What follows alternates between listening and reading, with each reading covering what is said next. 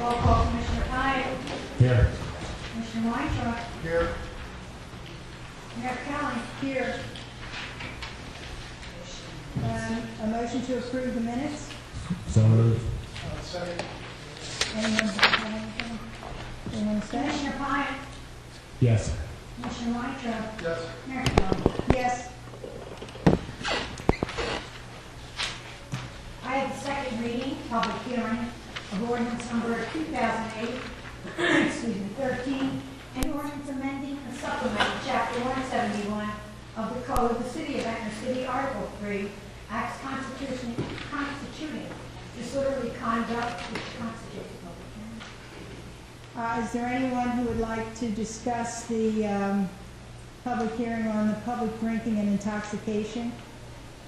Anybody? Hearing none, I'm going to close the public portion. I have a motion on the close. Second. Commissioner Pyatt. Yes. Commissioner Weintraub. Yes. Mayor Kelly. Yes.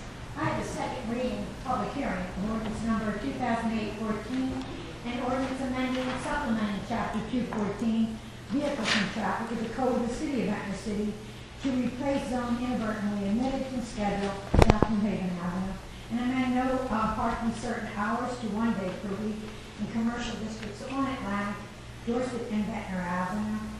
Is there anyone here who would like to speak on that ordinance? Anybody?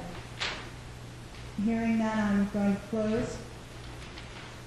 Make a motion to approve. Second.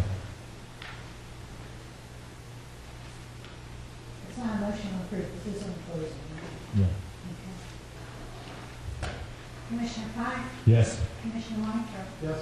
Mayor Kelly. Yes.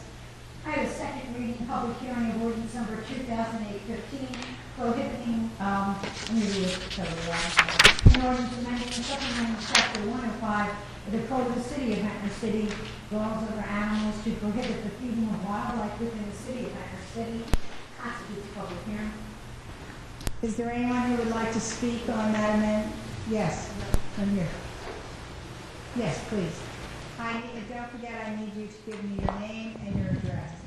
Thank you. My name is Cassandra Schober. I'm at 210 North Newark Avenue in Ventnor. I'm also the co-chair of the Ventnor Environmental and Beautification Committee, and I am here to respectfully request the tabling of this ordinance. I unfortunately was not here for the reading of this ordinance. I have a number of questions regarding it. First of all, I'm wondering what the necessity of this ordinance is. It seems to be a very broad and very vague ordinance, and I'm not really clear on where it came from. As the co-chair of the environmental group, there were many issues that were raised regarding this ordinance of not feeding the wildlife.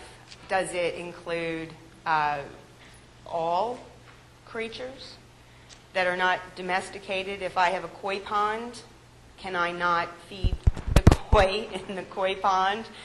Are we talking? If it's on your property in your backyard, the ordinance says the word is unconfined. So Okay. if there are seagulls that come, and people feed them, that would be a no-no. But if you have an animal, like there are people who have bird feeders, and bird Right. feeders are not part of this.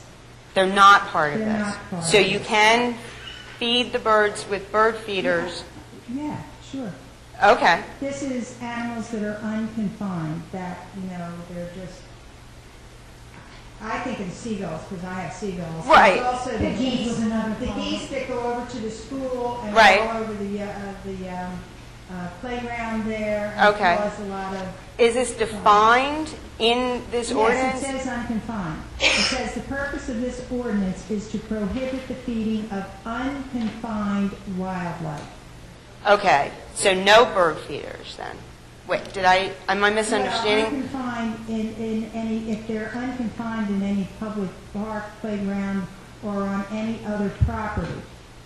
if they're just flying, I guess, if I was thinking of the seagulls and Right. the geese, that was brought to our attention, Okay. okay? But if you have an animal that fits into that category and it's yours, and it's on your property, you feed it and enjoy it. Okay.